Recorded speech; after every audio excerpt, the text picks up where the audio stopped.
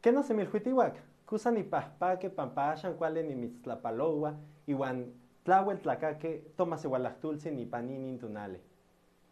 Buenos días, ¿cómo están todos? Aquí estamos, ahora tomamos las redes de Primero Salud, los más iguales, y yo los saludo en la lengua náhuatl para hablar de este en vivo que es parte de los en vivos de literatura universal. El día de hoy tenemos un tema bastante interesante, que no se dice dialecto. ¿Hablamos mexicano?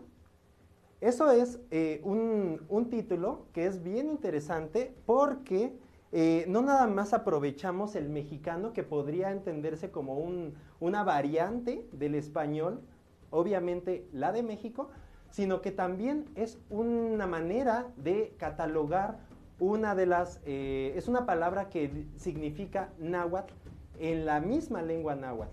Ya explicaremos un poco de esto. Pero rápidamente tenemos que contextualizar un poco toda esta cuestión. ¿Por qué? ¿Por qué estamos hablando de las lenguas, de las variantes, de los idiomas o de los dialectos? Bueno, acabamos de pasar el 12 de octubre y bueno, con esta conmemoración de la resistencia indígena, es por eso que hoy aparezco yo así frente a ti, ¿no? Aprovechando también la ausencia de cierto padre, honestamente, ¿no? Entonces, en realidad, lo que tenemos que reconocer es esta parte de las lenguas originarias. ¿Por qué? Porque en un día que había sido el llamado Día de la Raza, o que incluso en Europa se conoce todavía como el Día de la Hispanidad, bueno, nosotros como americanos, como mexicanos, también tenemos que aportar en estas reflexiones en torno a estos temas. Y ya lo decía un gran maestro en su momento, no hay mejor manera que honrar ese día que aprender una lengua originaria. Y es que es cierto, en realidad hay muchos grupos de personas que a la fecha siguen hablando estos idiomas que son propios de nuestro continente. Hay muchas personas que de hecho siguen siendo monolingües, cada vez menos, especialmente por la educación que se ha implementado, pero también por el fallecimiento y por la discriminación que han sufrido estas personas, que hacen que ellos mismos decidan no transmitir su lengua a sus hijos, a su familia. Entonces, este tipo de eventos tan desastrosos tenemos que combatirlos de todas las maneras posibles, y es por eso que, aprovechando este día, tocamos este tema el día de hoy.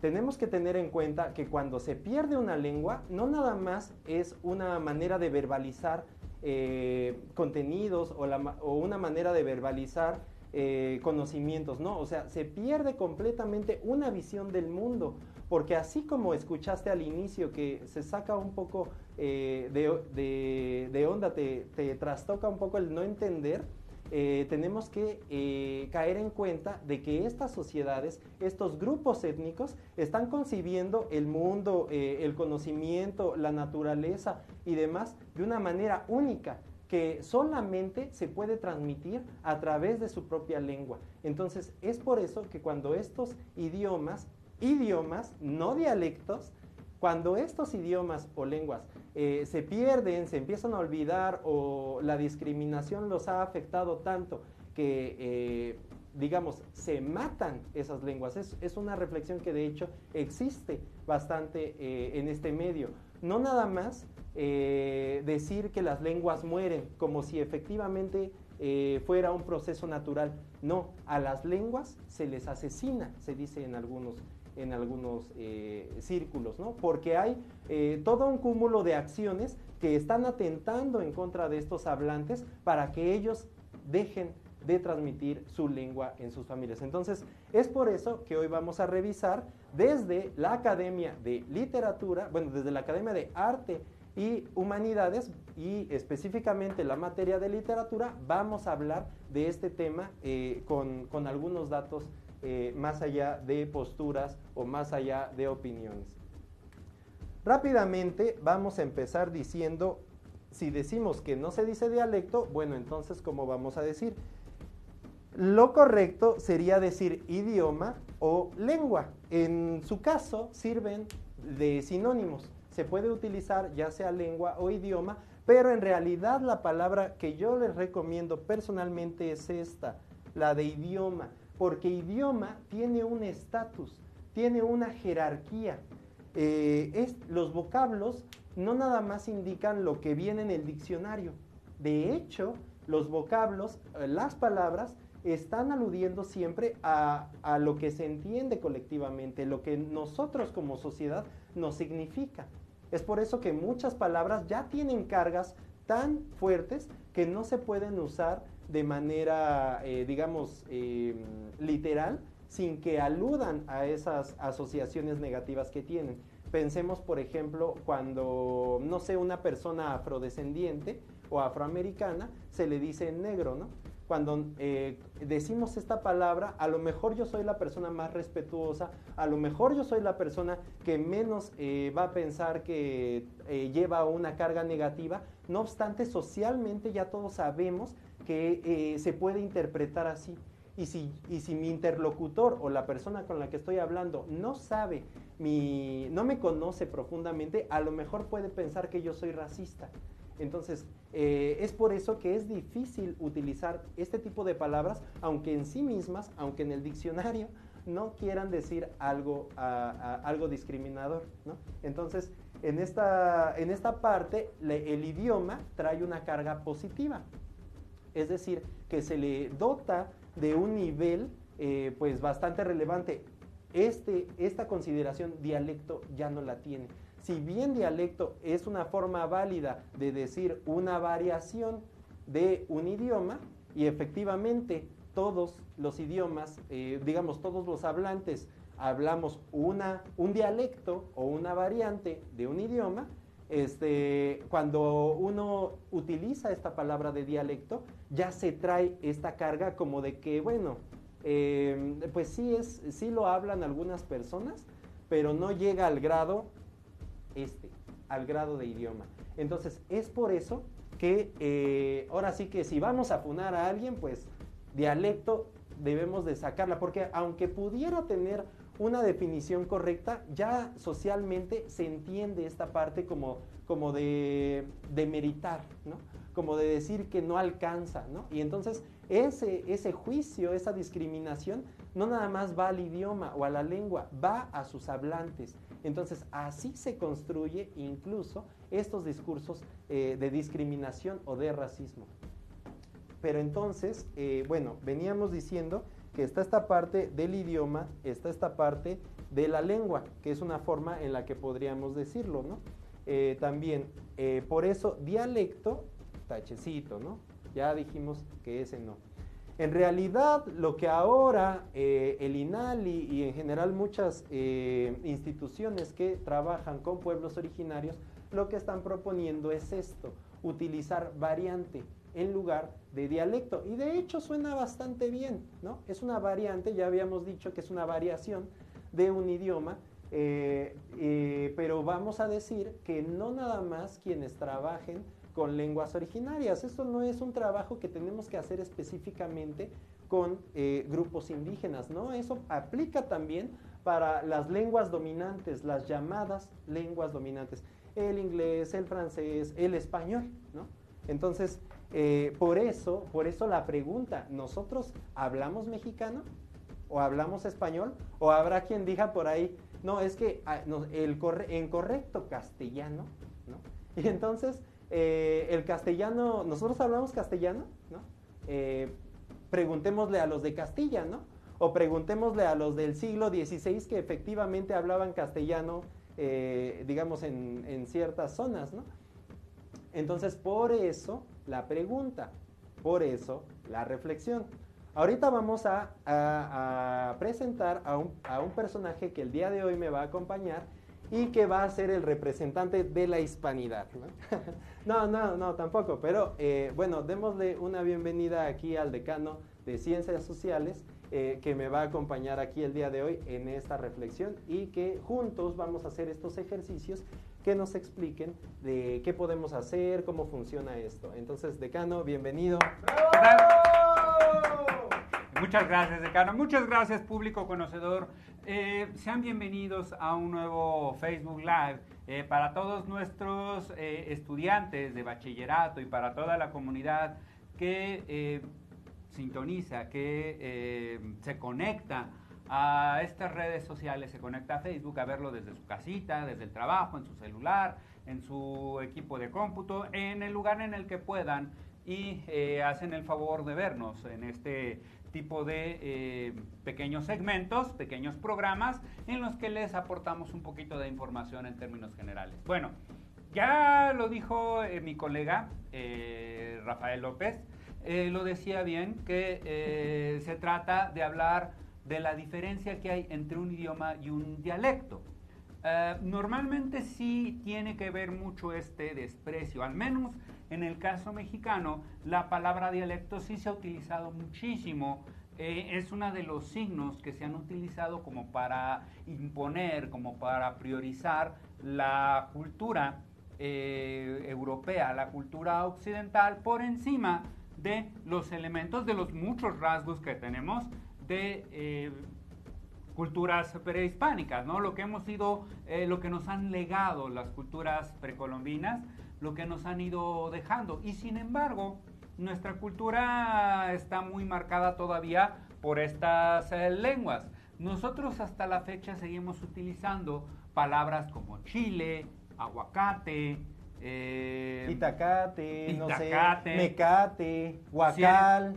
Si eres maya, si vives en la península de Yucatán, probablemente utilizas la palabra ají, ¿no? Todavía utilizas este tipo de vocablos para referirte a muchas de las cosas los papazules, que tenemos. Infinidad de cosas, ¿no? Muchos elementos que todavía nosotros utilizamos en nuestra vida cotidiana.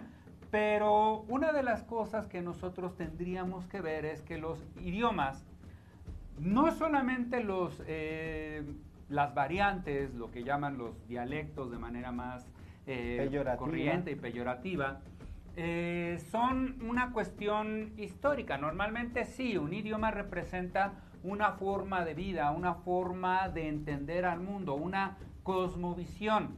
Sí, representan este tipo de cosas.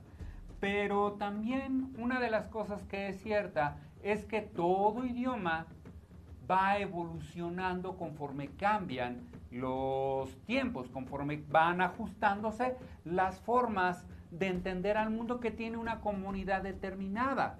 Una variante no es más que una forma ligeramente distinta de entender al mundo, una cosa muy peculiar.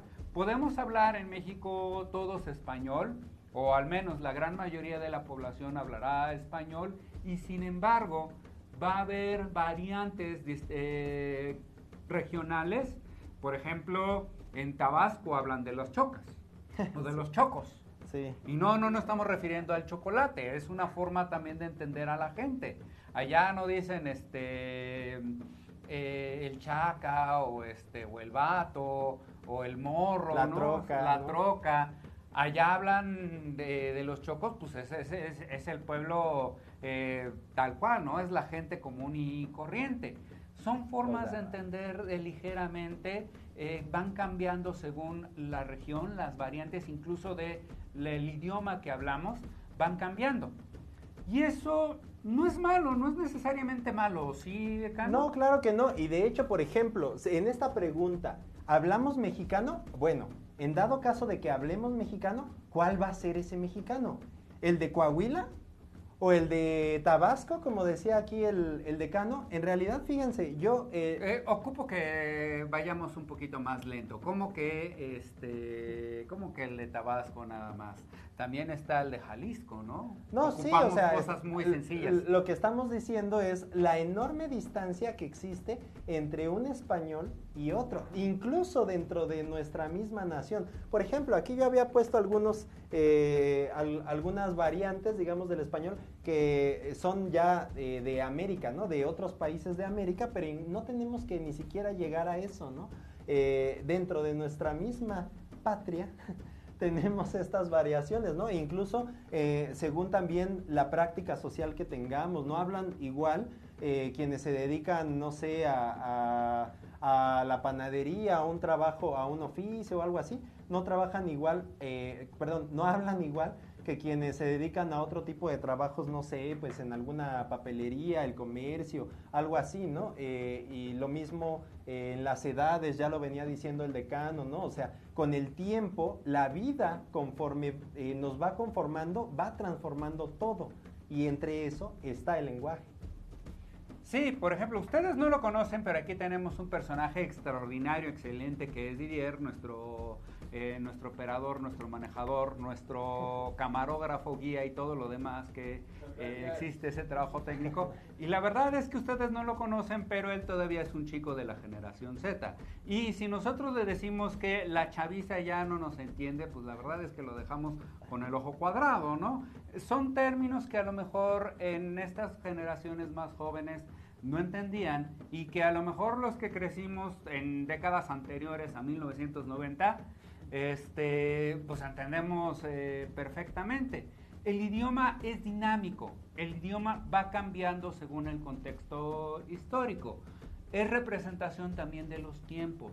No podemos aferrarnos. Es cierto que hay instituciones que tratan de legislar, que tratan de regular los procesos de cambio de los idiomas. Sí. Por ejemplo, la Real Academia de la Lengua Española, y que es la más quieren conocida. mantener la lengua de Cervantes, ¿no? Entonces mantienen vocablos que en realidad ya nadie entiende, ¿no? Que si nosotros leyéramos el Quijote como era en la lengua de Cervantes, híjole, la verdad es que entendiéramos como la mitad. Sí, la verdad. Y si leyéramos el Mío Cid, el poema del Mío Cid, la primera obra que se escribió en español, no entenderíamos absolutamente nada. No. Pensaríamos que es un idioma completamente distinto. Y oraba de esos hoyos, Mío Cid. No entenderíamos prácticamente nada porque el idioma ha cambiado a lo largo de los siglos, a lo largo de todo este tiempo ha ido cambiando y la manera también de entender las cosas por parte de los hablantes se ha ido modificando. Nuestro propio idioma, el español que se supone hablamos, es un conjunto de lenguas, es un conjunto, una mezcla de muchas culturas. Sí, tiene una base a lo mejor en el latín que se hablaba en la antigua Roma. Si nosotros habláramos esa lengua con la propiedad, yo aquí habría llegado preguntándoles a todos bon post meridiem, es decir, habría venido saludándolos buenas tardes en latín antiguo. Y sin embargo ya nadie habla eso, ya nadie lo refiere.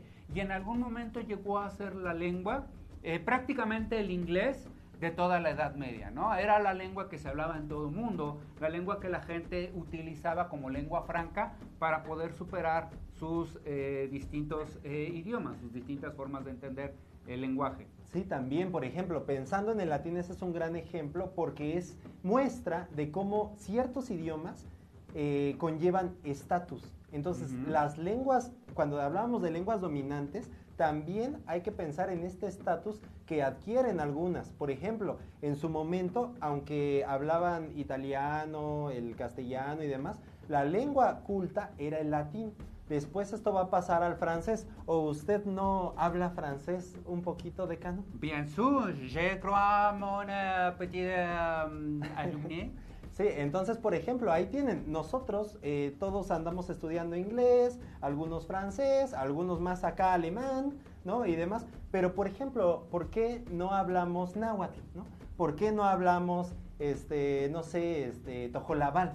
¿O por qué no hablamos ayuk? O infinidad de lenguas que en realidad, sí, decía hace rato el decano, no es que nos las legaron los pueblos precolombinos, ni siquiera tenemos que ir hasta los pueblos precolombinos porque muchas veces viene de nuestra familia, es decir, le rasca a uno tantito y ahí aparece ya sea nuestra tía, nuestra mamá, nuestra abuela, alguien por ahí hablaba algo de mazateco, de náhuatl, o aunque no hablara propiamente estas lenguas, sí tenía conocimiento de estas palabras que entraron al español de su región. Por ejemplo, en muchos lugares, por ejemplo en Puebla o Tlaxcala, aunque ya no se hable propiamente alguna lengua originaria, como tiene poco que se habló generalizadamente, en el español quedaron muchas palabras. Decíamos hace rato del mecate, del chile. Ese a lo mejor probablemente todos en México podamos saber qué significan. Pero si de repente yo digo tocayo, a lo mejor ese también todavía un poquito. O si yo digo chilpayate, ¿no? Es que yo quiero tener mi chilpayate. Bueno, a lo mejor algunas personas, a lo mejor generacionalmente, todavía reconocen que se habla de un niño, ¿no? De un bebé. Pero ya hay muchas otras palabras que ahí sí van a estar difíciles. No, hay gente que dice, no, es que, perdón, ahorita ando todo iscuepas, ¿no? Y pues, ¿eso qué significa? No, o sea, en realidad es solamente por esta herencia familiar o de la región que todavía se conservan algunos vocablos de este tipo. Entonces, a lo que vamos es cómo en un país como México, en donde no nada más hay más por ejemplo, en la lengua náhuatl hay más de 1,5 millones de hablantes hoy, bueno, al menos hasta el año pasado, dice el INEGI, ¿no? Entonces, sí, no nada más porque convivimos con esa gente, porque nos cruzamos en el transporte, en las plazas públicas, cuando vamos de viaje a alguna playa, a algún pueblo, nos cruzamos con ellos, no nada más porque convivimos con ellos, sino porque en nuestra familia viene y no aprendemos esos idiomas, porque claramente la lengua de estatus no se dirige hacia allá, se dirige hacia el francés, hacia el inglés, hacia el alemán, el chino. En algún punto están diciendo que la lengua del futuro va a ser el chino, ¿no? Entonces, claramente, pues ponte a estudiar chino. ¿Qué haces estudiando mixteco o ñu sabi o tun sabi? Pues no, algo de provecho, ¿no? Algo que produzca. Es esta manera de pensar digamos, de la productividad que se nos inserta en el capitalismo y infinidad, ¿no? La posmodernidad que está ahí atentando. Y por eso decimos que nuestro idioma va a una manera de ver el mundo, y entonces las otras lenguas que no congenian tanto con esta manera de ver el mundo, pues están siendo atacadas, ¿no? Por eso estos atentados de los que hablábamos. Bueno, aquí se impone una pregunta entonces muy interesante por lo que está diciendo el decano. Habría que preguntarse, ¿no? ¿Hasta qué punto esta visión que nosotros tenemos de pronto de solamente buscar las lenguas dominantes, por ejemplo, ya no digamos el francés, el alemán, el chino, que son lenguas que sí han tenido un gran impacto, sino el inglés? Prácticamente no hay escuela pública de nivel secundaria que no enseñe a sus alumnos inglés. Y de hecho, cuando alguien inscribe a sus hijos en una primaria, a lo mejor está buscando esas primarias que tienen el servicio de 1 año de inglés activo, que les enseñan de forma bilingüe a los jovencitos, a los niños, pero siempre es el inglés. Ni siquiera es otra lengua occidental, es el inglés como tal. Es esta idea. Y aquí habría que preguntarse hasta qué punto nosotros realmente hemos evolucionado en el pensamiento y hasta qué punto no seguimos anclados en el siglo XIX, cuando la idea de modernidad que había, la idea de liberalismo del siglo XIX, era que todos tendríamos que llegar a alcanzar la igualdad. Y eso significaba que fuéramos iguales absolutamente en todo, ¿no? Que para no ser atrasados no había que hablar lenguas primitivas, había que hablar una lengua moderna. No había que tener variantes culturales, no había que tener esa tolerancia, no había que tener ese reconocimiento de los distintos ámbitos, sino que a nivel nacional todos teníamos que tener exactamente los mismos valores culturales, morales, éticos, inclusive la misma religión.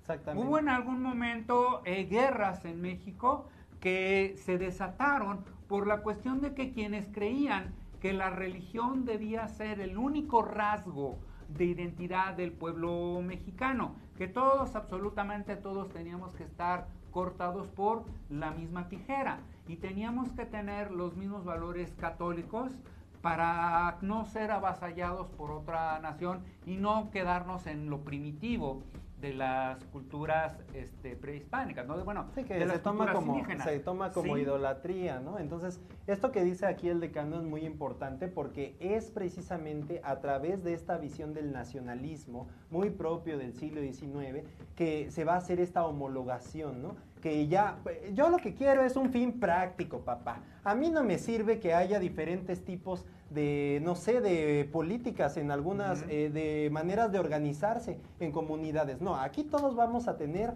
un Estado que va a regirlos a todos. Aquí vamos a tener una lengua y por eso lo que se enseña en español no es propiamente gramática del español. Lo que se enseña en español es un ejercicio de lectoescritura, porque lo que importa es que los ciudadanos que queremos formar sean capaces de moverse en sociedad y para eso ¿qué van a necesitar hacer? Van a necesitar saber leer y escribir, ¿no? Entonces eso es lo que importa, por eso nosotros en nuestra educación no sabemos que si, no sé, las valencias del verbo, ¿no? O no sabemos, por ejemplo, de fonética, ¿no? De qué es una fricativa, qué es un aglutinante, qué es diferentes divisiones de la lengua, ¿no? Los sufijos, los prefijos, los infijos, muchas cosas que en realidad forman parte de la gramática de la lengua que en otros idiomas sí se imparte. Aquí lo que se buscó específicamente en América es esta parte de conformar los estados-nación, ¿no? Y entonces, ya lo decía el decano, vamos a tener un idioma, y entonces ese idioma pues va a ser el español, ¿no? Pero también, ¿qué vamos a tener? Vamos a tener identidad una, por eso todos cantamos el himno nacional, por eso todos, no sé, la bandera, el escudo, estos símbolos patrios que todos, aunque estemos, ya decíamos, en Tabasco o en Sinaloa, que qué pueden tener en común esas personas para tener una identidad única, para homologarlos, pues necesitamos generarles esta idea de la nacionalidad, ¿no? Y entonces pues ahí va metido el idioma, los símbolos patrios, una historia, y aquí lo sabe muy bien nuestro profesor también de historia. La historia es común, ¿no? La historia es común, aunque efectivamente en estas tierras, estas regiones, la historia sea tan distante que pues a qué horas vamos a decir que la conquista de 1521, ¿no? Pues eso es aquí en el centro, ¿no? Entonces, es lo mismo, pasa lo mismo cuando hablamos de mexicano. De hecho, en algunas películas tiene un doblaje que dice mexicano. ¿Y ustedes creen que está hablando como un tabasqueño? ¿O ustedes creen que está hablando como alguien, no sé, de Monterrey? No, está hablando como un chilango, ¿no? Está hablando como alguien del centro de México. Entonces, es por eso esta homologación que lleva incluso a la lengua, ¿no? Rápidamente, decano, vamos a hacer, bueno, ¿quiere aportar algo antes de que le haga su examen? Chale, May, como que, ¿qué estás diciéndome por mexicano? O sea, chale, o sea, ya no entendí. Que hablamos cantadito, dicen, ¿no? Bueno. Más si eres de Iztapalapa. Sí, sí, la cuna de la mexicanidad, acuérdense.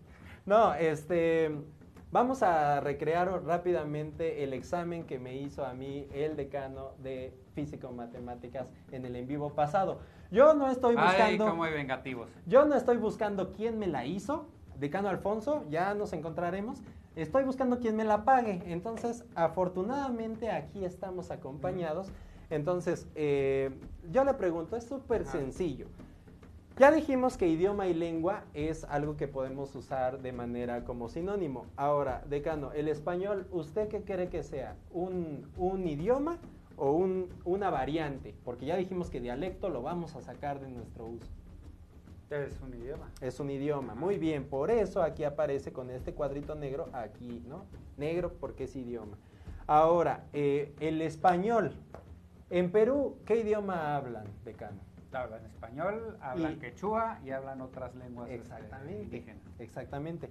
Y en México hablamos también español, ¿no? Entonces, ¿hablamos igual los peruanos y los mexicanos? No, los peruanos tienen un acento muy extraño, es como si tuvieran, como si les faltara el aire, ¿no? Sí, no, y de repente tienen un vocabulario que de repente a nosotros nos brinca, ¿no? O sea, A lo mejor los chilenos pues también tienen sus cositas, pero es un poco más cercano. O a lo mejor incluso los mismos colombianos con todas sus... Sí,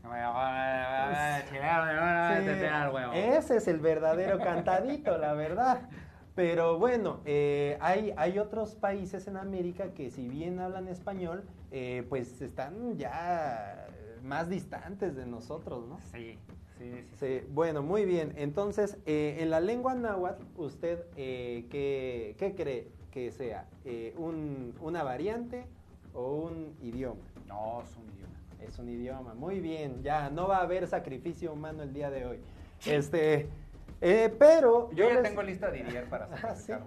Sí, le voy a sacar el corazón. Sí, por aquí traigo un cuchillito. No, aquí...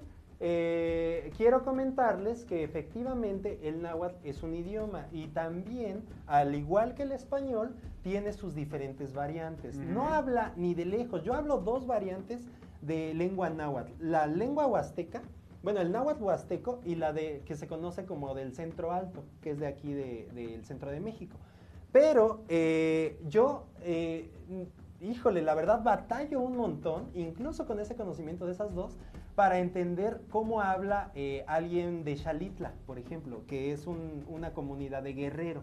Entonces, esa variante dista bastante, ¿no? Entonces, bueno, por ejemplo, la variante que les comentaba de la Huasteca se denomina Mexcatl en su propia lengua. Ahora, es buen momento también para decir esto. Cuando nosotros decimos mije, cuando nosotros decimos mixteco, cuando nosotros decimos un montón de lenguas, en realidad no son sus verdaderos nombres, porque lo estamos diciendo, digamos, en español, aunque en realidad muchos de ellos se toman del náhuatl. Pero el caso es que estamos imponiéndoles, digamos, una categoría de otro idioma. Por ejemplo, el mixteco se dice ñusabi o tunsabi, dependiendo igual la variante, ¿no? En el caso del mije, pues el ayuk y demás, ¿no? El que es de las chaquiras, ¿cómo se llama este grupo étnico? Es que yo nada más me acuerdo de su nombre correcto, que son los huirrárica, ¿no? Pero que son... no son coras, huastecos. No. Bueno, el caso son estos personajes que están muy asociados al peyote y a los venados y demás. Tienen su figura, por ejemplo, el que llamaríamos curandero, se llama maracamé y demás, ¿no? Pero el caso es de que estos huirrárica que son, que hacen artesanías, por ejemplo, de chaquiras. Por ejemplo, yo aquí traje estas bellas flores que forman parte de las expresiones identitarias y artísticas de estos pueblos originarios, ¿no? Entonces, bueno, en realidad los nahuas de la Huasteca denominan a su propia lengua huicholes, exactamente. Huicholes. Esos que llamamos huicholes son, su nombre sería huirrárica, ¿no? Entonces, así igualmente el náhuatl, uno no llega con un hablante de náhuatl y le dices, ¿hablas náhuatl? Y él te va a decir, quema, seome tlachtoli ni tlachtoa náhuatl. Eso de náhuatl casi nadie lo dice, más bien va a decir mexcatl. O por ejemplo, yo diría en mi variante totlachtul, ¿no?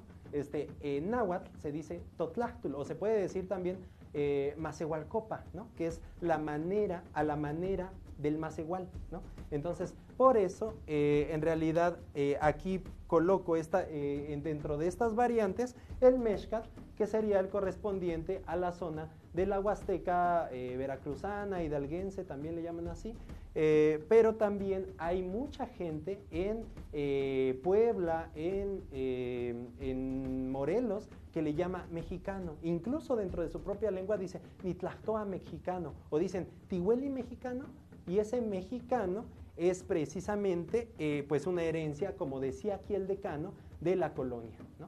En la colonia en donde se catalogó el idioma como mexicano, porque acuérdense, esto era Nueva España, no era México. ¿Y de dónde viene la palabra México?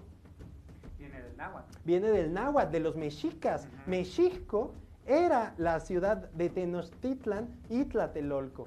Y ya se acabó. Después Iztapalapa era aparte, Coyoacán y todos estos lugares Texcoco. eran aparte, eran señoríos independientes. Tlacopan. Lo que era Mexixco era esta parte de Tenochtitlan y Tlatelolco. Se acabó. Todo lo demás era aparte. Entonces, por eso cuando dicen que mexicano, pues es la lengua de estos nahuas que están en el centro, pues claramente están distinguiendo un idioma de otros que, pues no sé, los coras, los otomís, los huachichiles y otros grupos étnicos que estaban por Jalisco, por otras regiones, ¿no? Entonces, cuando se dice que todos somos mexicanos, porque claro que somos centralistas, ya lo dijimos, pero el idioma, ¿cuál va a ser? No, pues mexicano, ¿no? Entonces, por eso puede existir el hecho de que digamos que mexicano es una variante del español. Fíjense, aquí está colocado. El idioma español, variante mexicano. ¿Qué significa? La lengua de quienes hablan en México. El tipo de español de quienes hablan en México. Pero también puede ser una variante del náhuatl. ¿Cómo es posible que mexicano con X y mexicano con J, pero al final sean una variante de distintos idiomas? Pues ahí tienes la explicación, porque todo se viene de esta parte histórica, ¿no? Colonial, que se va construyendo conforme avanza el ciclo de la vida. Tú, en España estarían encantados viéndote escribir mexicano con J. Pues es que así se escribe. Ahí es que aquí, miran, aquí viene este tercer elemento, que no nada más va a ser la parte del idioma, la parte de la variante, porque ya dijimos que dialecto, es más, que pásenme algo para borrar esta parte del dialecto. No, decano, ¿qué pasó con este atentado?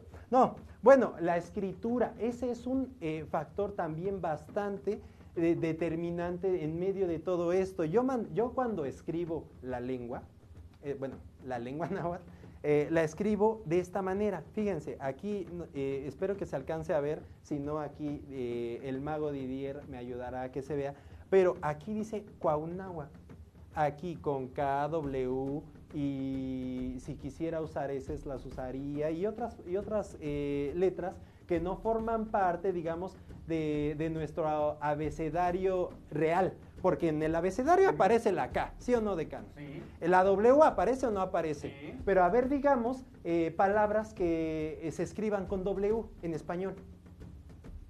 No son del abecedario latino, de hecho son incorporadas de otros idiomas. Sí, ¿no? Y la K, ¿cómo te enseñan la K en la escuela? Es que es la K de kilo.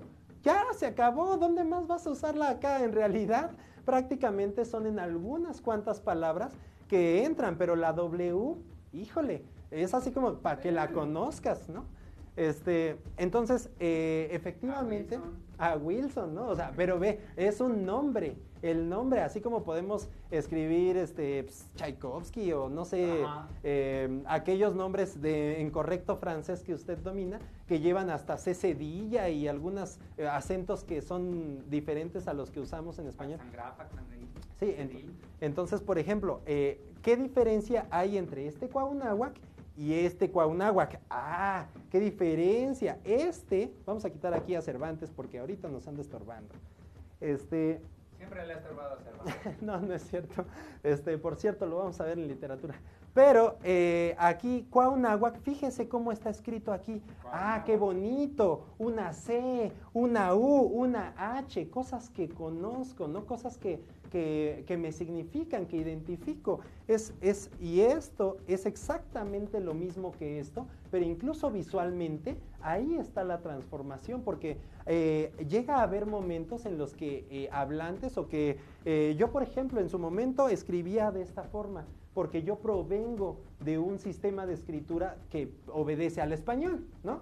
Entonces yo escribía así, y cuando leía la lengua que ya hablaba, que era el náhuatl, aquí no me costaba trabajo verlo, me costaba trabajo identificarlo. Entonces, bueno, a ver, adelante. Oiga, profe, ya me dieron ganas de irme de vacaciones, pero es que no entiendo qué significa eso. Ah, muy bien, es que fíjense, Cuauhnáhuac es lo que los españoles en la Nueva España transformaron a Cuernavaca. Fíjense, aquí dice Cuernavaca. Entonces, bueno, ahí está un poco esta parte de cuando yo no sé reconocer, yo no sé identificar, que me cuesta trabajo, Cuauhnáhuac puede pasar a Cuernavaca, ¿no? por una pronunciación hispana, ¿no? Y, ajá, no entiendo lo que estoy escuchando y es algo que suele pasar, ¿no? En muchos idiomas. Sí. No entendemos, no tenemos el bagaje cultural para entender lo que está diciendo nuestro interlocutor y muchas veces a lo que recurrimos es a cierto desprecio, a cierto menosprecio sobre su propia cultura. Los españoles eran muy dados a eso. Si yo les pregunté, y no nada más con las lenguas indígenas en América, si nosotros viéramos en los mapas, por ejemplo, si yo les preguntara dónde es Genil, ustedes pensarían seguramente en Génova. No, es la ciudad, el nombre de Genil es el nombre que se le da a una ciudad suiza en su idioma original y los españoles le pusieron Ginebra o Bruxelles. Bruxelles en flamenco es Bruselas, pero los españoles le pusieron Bruselas. Lo mismo va a ocurrir con las lenguas indígenas, muchas de ellas van a tener grandes atentados, no entendían los españoles y a Cuauhnáhuac lo terminaron convirtiendo en Cuernavaca. Bueno, no le fue tan mal a Tacuba. Sí, o a Huitzilopochtli, que era Churubusco. O sea, ¿qué vínculo hay ahí, ¿no? Sí. Pero bueno, entonces esta parte de la escritura también va a ser importante porque también, al igual que todos vamos a hablar un solo idioma, sigue la campaña. Todos vamos a escribir de una sola forma. Y entonces vienen las normativas de cómo escribir. Ahora, a ese es un tema, un debate bien complejo también, porque hay gente de pueblos originarios y demás que están trabajando para establecer una sola norma de escritura, pero ellos buscan que sea una herramienta para para que pueda pervivir el idioma, para darle fuerza a la lengua. No obstante, el precio a pagar es la pluralidad, es la diversidad. O sea, existen muchos pueblos que escriben de una forma, de otra, y entonces, en realidad, mientras ellos sean capaces de comunicar algo, pues bueno, o sea, lo importante es que escriban, ¿no? O que dejen testimonio. Pero si de repente ya alguien saca, como algún instituto de gobierno o alguna escuela, una universidad, saca una manera de representar la lengua y que dice, es que escribes mal, porque la manera correcta de escribir es esta, la que ya sacó este instituto, la que ya sacó esta universidad. Yo mismo, y eso que pues ahora sí que para llegar a estar aquí frente a ustedes tuve que pasar por la universidad, por diplomados, sí, por muchas, créalo, por mucha formación. Ya que tengo una habilidad para escribir, para expresarme, para muchas cosas, escribo en la lengua y cuando mando a uno de estos concursos supuestamente de reivindicación de la lengua, que por cierto tenía que ver España por ahí, no es tampoco para quemar a nadie, pero en la respuesta hubo algunos de los miembros del jurado, que algunos me pusieron así como 9 y demás, y diciendo que muy bien, y hubo algunos, 2 por ejemplo, que decían así como de, pues está bien el contenido, pero está mal escrito. Y es así como de, ¿qué hablas, no? ¿Cómo tú vas a saber cómo se escribe el Macehualcopa, no? Entonces, hubo quien dijo así como de, no, bueno, no dijo los porqués, pero la calificación igual no fue como 6 o algo así. Y entonces, imagínense, si yo recibiendo esa calificación me sentí un poco mal por un momento antes de entender que es en realidad no la calificación real de mi trabajo, sino habla mucho más de cómo se componen estas evaluaciones que se hacen sobre las lenguas originarias. Bueno, imagínense que algo así se le dice a un hablante, ¿no? Alguien que de hecho tuvo que recibir apoyo de su hijo, de su sobrino, de algo así para, no sé, pasar por escrito un cuento de su comunidad y que de repente llegue alguien y le dicen, es que no sabes escribir, ¿no? Es que así está mal hecho, porque la manera de escribir es la que ya nos pusimos de acuerdo algunos aquí en este instituto y es así.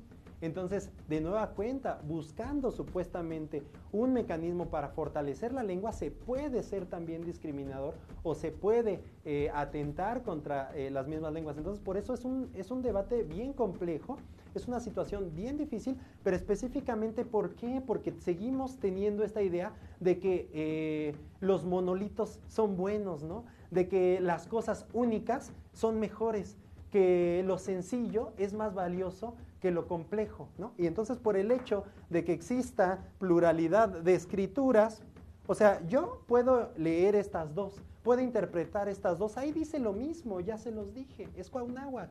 En la lengua, en el sonido, no hay variación, porque es solamente la escritura una manera de representar la lengua. Entonces es por eso que puede haber infinidad, por eso los egipcios tenían escritura jeroglífica, ¿no es así? Por eso también tenían la escritura demótica, ¿no? Y tenían otros tipos de escritura que no son únicas. El caso es que mientras creamos que solamente teniendo uno es mejor, que la pluralidad es negativo y que lo que es complejo está mal, pues vamos a tener mucho problema con las diversas expresiones de culturas étnicas que tenemos en nuestro país también. Bueno, antes de pasar a las preguntas de nuestra respetable audiencia, aquí tenemos al menos un par de preguntas. Antes de ir a eso, en esto que estás mencionando, decano, ¿hasta qué punto influye esta idea como que viene desde la colonia de que solamente la cultura indígena que vale es la alta cultura de las civilizaciones que existían cuando llegaron los españoles, y el indígena, la lengua, las costumbres, las tradiciones, los hábitos del indígena de carne y hueso es como despreciable, ¿no? Sí. Está bien ser la marquesa de Miravalle, descendiente de Moctezuma, pero está mal ser Chichimiquillas Pérez Smith, del pueblo de Pedro Tetzin. Pedro Tetzin, ¿no? De Tlapacoya o algo así.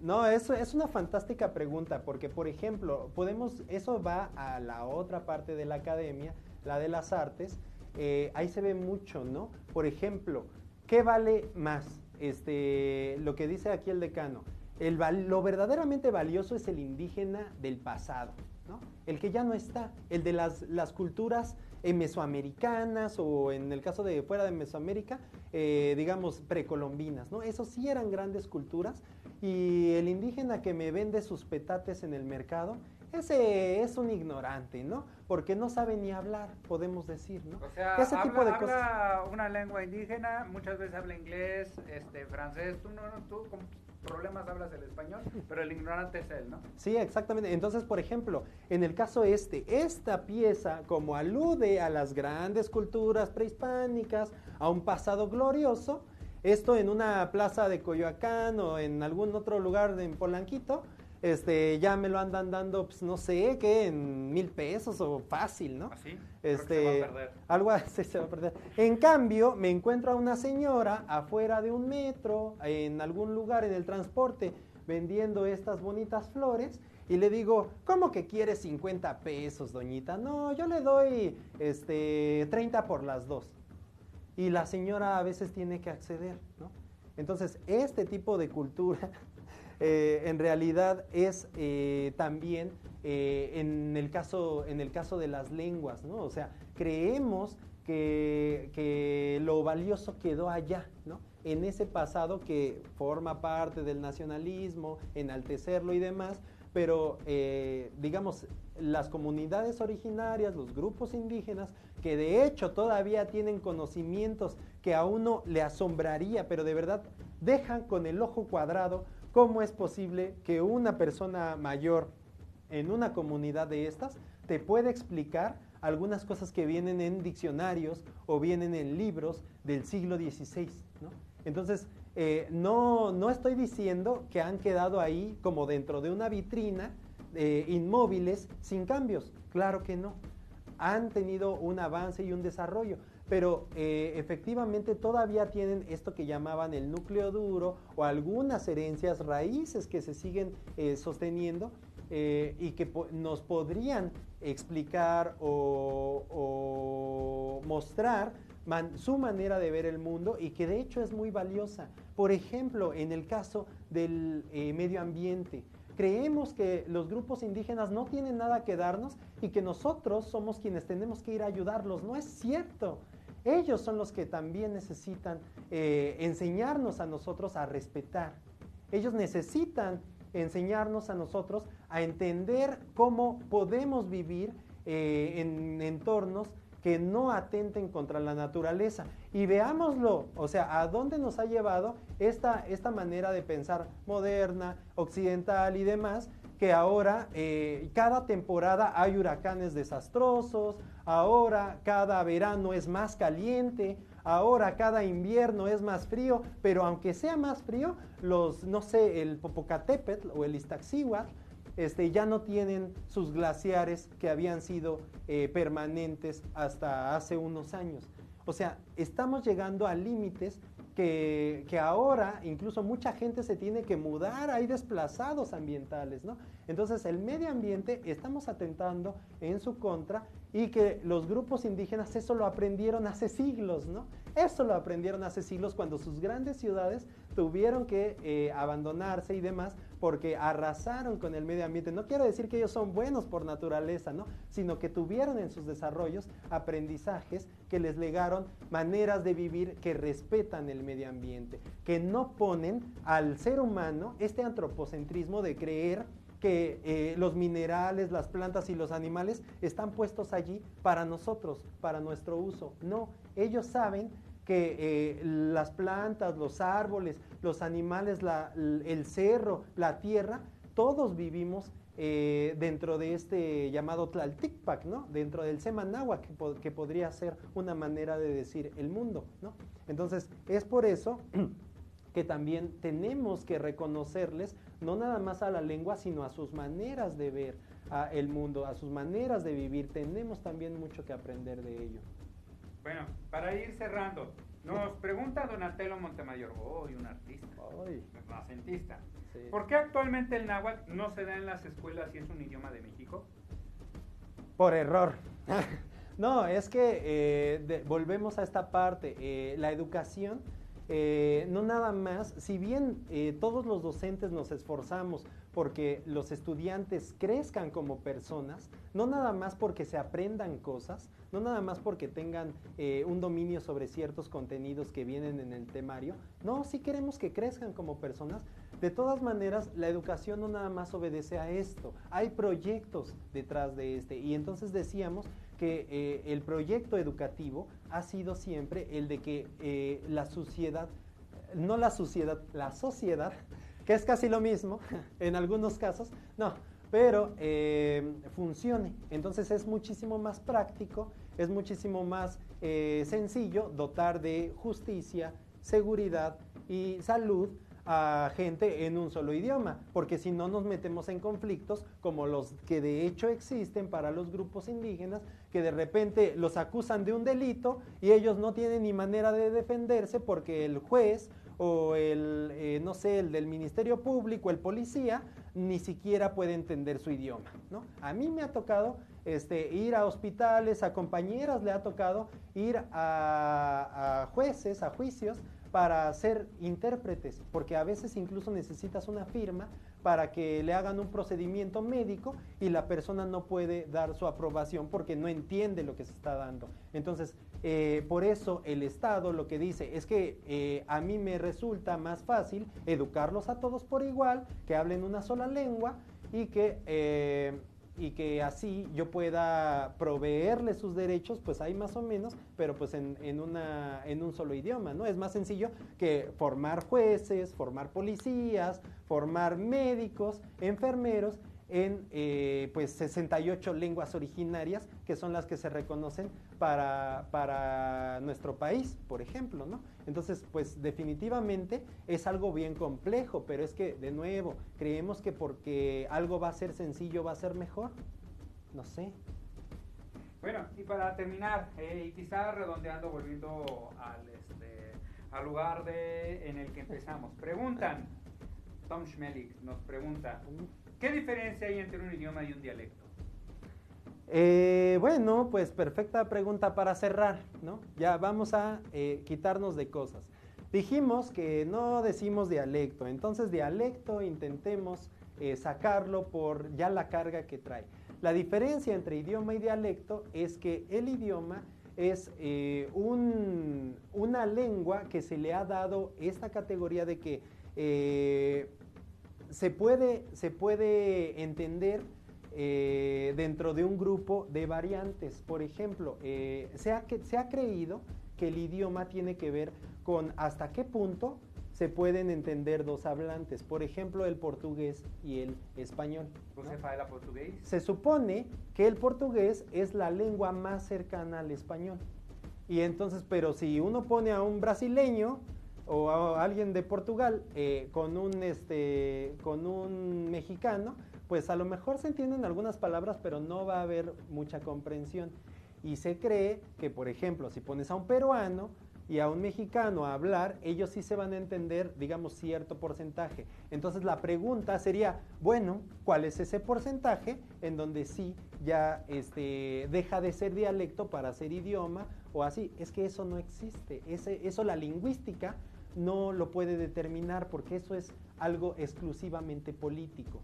Por eso decimos que es solo una jerarquía, es un reconocimiento, porque de hecho hay idiomas reconocidos como idiomas oficiales de la ONU, este organismo tan importante mundial, que son en realidad dialectos entre sí, porque sí se entienden entre hablantes, pero es que en esta separación, esta división de países, pues hay identidad. Entonces dicen, no, nosotros ya no hablamos sueco, nosotros ahora hablamos, no sé, rumano, otra cosa, ¿no? Entonces empezamos a hablar, no, ya nosotros no hablamos checo, nosotros hablamos yugoslavo, ¿no?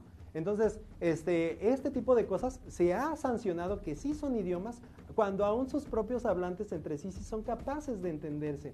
Entonces, es un tema de reconocimiento, por eso decimos que es político. Entonces, por eso cuando decimos que a la lengua náhuatl o a las lenguas originarias no se les da ese reconocimiento, eso es discriminador. Por eso el dialecto ha sido discriminador, ha sido empleado como para decir que no les alcanza para la categoría de idioma. Entonces, un idioma es una manera de expresar la lengua que puede englobar diferentes variantes y que tiene esta jerarquía mayor. Y el dialecto, ya dijimos que no, ya hasta lo borramos.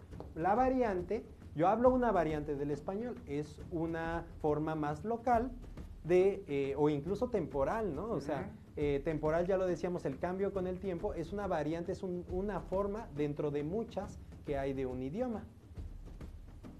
Ya saben, amigos, entonces no es lo mismo idioma que variante y por lo mismo necesitamos cierto grado de comunicación, comunicabilidad, lo cual me lleva a preguntarme, entonces, ¿el puertorriqueño es un idioma distinto? Porque ¿quién le entiende a los puertorriqueños? No entienden a los puertorriqueños. Pues bueno, ellos dicen, ya tú sabes. Ya tú sabes. Entonces, eso, ¿no? ahí ya ustedes saben. Así que ya tú sabes, amigo. Nos estamos viendo en la próxima sesión, en el próximo Facebook Live. Por lo pronto nos despedimos. Ha sido todo por el día de hoy. El decano. Mi nombre es Rafael López, tu decano de Arte y Humanidades. Yo soy Eduardo Pérez, decano de Ciencias Sociales en Bachillerato Primero Salud. Y recuerda, en Primero Salud, primero eres tú.